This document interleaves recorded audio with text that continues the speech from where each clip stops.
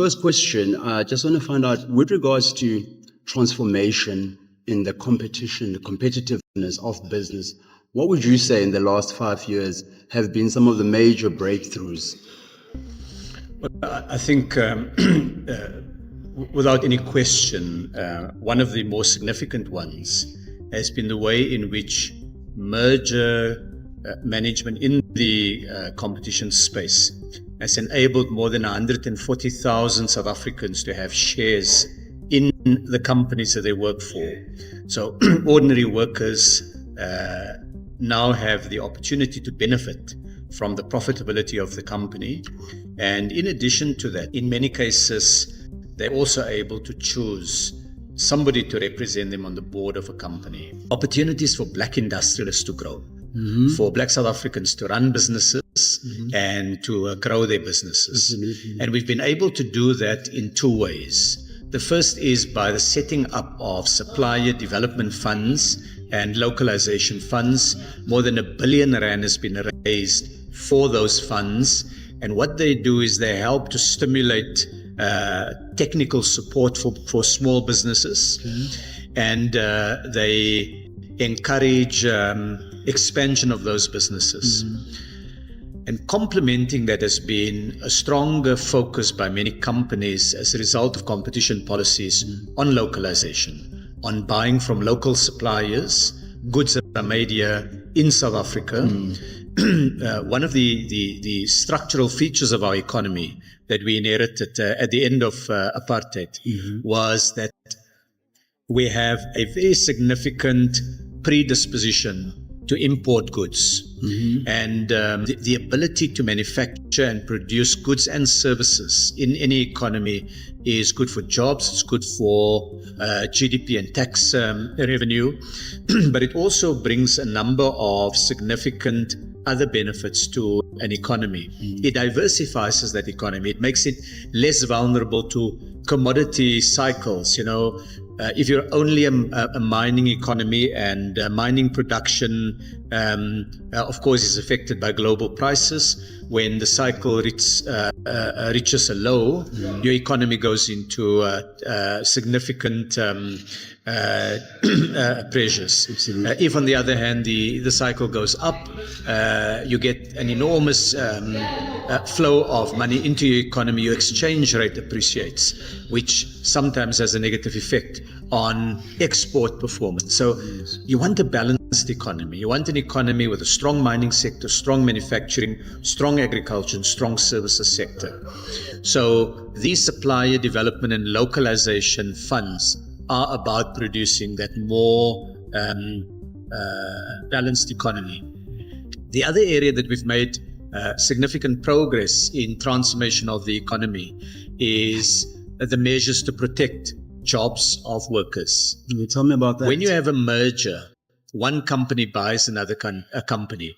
Typically what happens in many parts of the world is the combined entity goes through a job shedding period. They've got duplicate functions and they begin to cut staff. That means ordinary workers are then retrenched. In economies with high levels of employment and low levels of unemployment, the market can absorb that. But in the case of South Africa, with the historical legacies that we have and the very young population that we have, we can't afford massive job shedding in our economy.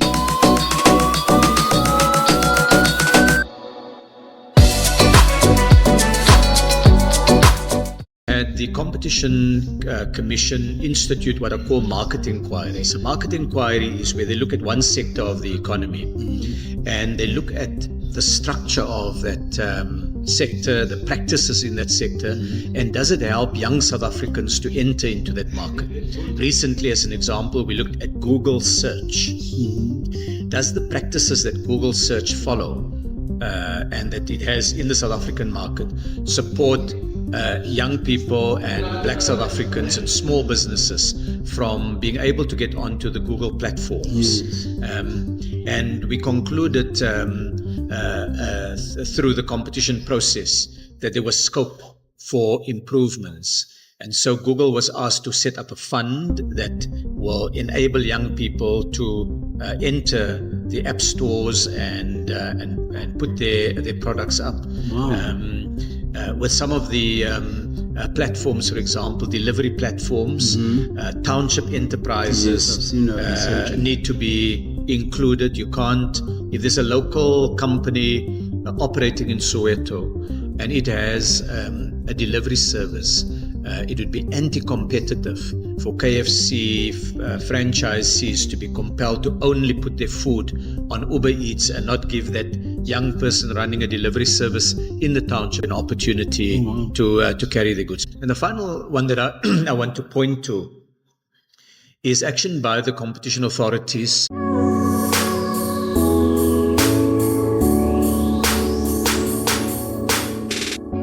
Mr. Minister, skills and the skills development that's needed for the future. Digital areas here, what would you say we need to copy and paste in terms of the skills development? How important is it? And what impact is the digital era going to have or having? Well, first, skills is absolutely vital. There's no question about it that in the many priorities that we have as a country, skills development is critical. And skills development is not just having young people go to university and technical college.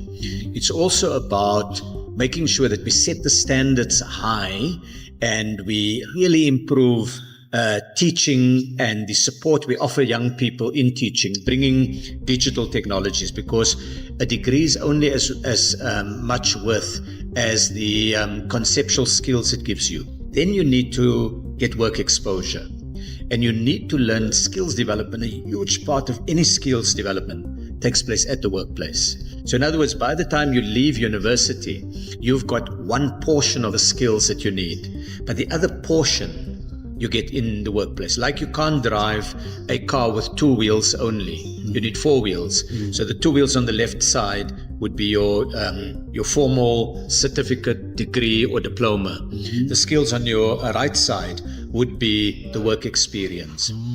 I went to one very large car maker in KZN a number of years ago, and they were benchmarking Toyota's performance against other Toyota operations elsewhere in the world. And as I went from, and the background to the story is that South Africa used to import its high-ace taxis. Taxis, okay. And in 2009, the late Dr. Johan van Zyl was the CEO of Toyota, and I had a conversation and I challenged him. I said, Johan, why should we be importing taxis from other parts of the world when there's such a huge taxi market here? Anyway, we collaborated and eventually Toyota decided to bring the taxi production to South Africa. And when the taxi was launched, he invited me to come and meet the workers and the management. And when I got to the paint shop, he introduced me to a young chemical engineer. When I got to the body shop, a young mechanical engineer. When I got to where they do the electronics, a young electrical engineer. And these were young South Africans, black South Africans, women. And I said to him, Johan, how well are our sections performing against Toyota standards globally? And he says to me, well, some of these young people are so good, we're now exporting them to our global operations. Wow. In fact, sometimes we feel that they're stealing our best talent. But we also, in this section, he would say to me, we are the second best globally in Toyota. In this one, we are, and he would rate us. And he said that the reason we're so good, and I said to him, but I often hear companies complaining about the skills challenges in South Africa. And he said, where do you get your people? He says, the same place that everyone else gets their people. But what we do is once universities teach you to think, we teach you to work. And that skill, the ability to have an applied skill is critical. The German model is very interesting. In Germany, with many degrees and diplomas and certificates, you can't get it without a compulsory period of work exposure. They want to see how you perform in the work environment as a critical part of evaluating whether you've got the right skills. And our system has focused too much on the academic side of the work. That's necessary. It's always necessary, but you also need academic and practical has to go hand in hand.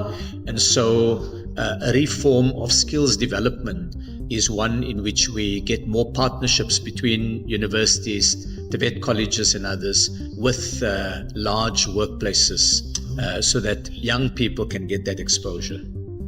Mr. Patel, it's been an honor, and thank you so much. Wish you all the best, and we'll see you at the AGOA. Thank you very much. I look forward to it. Cheers. Thank you so much.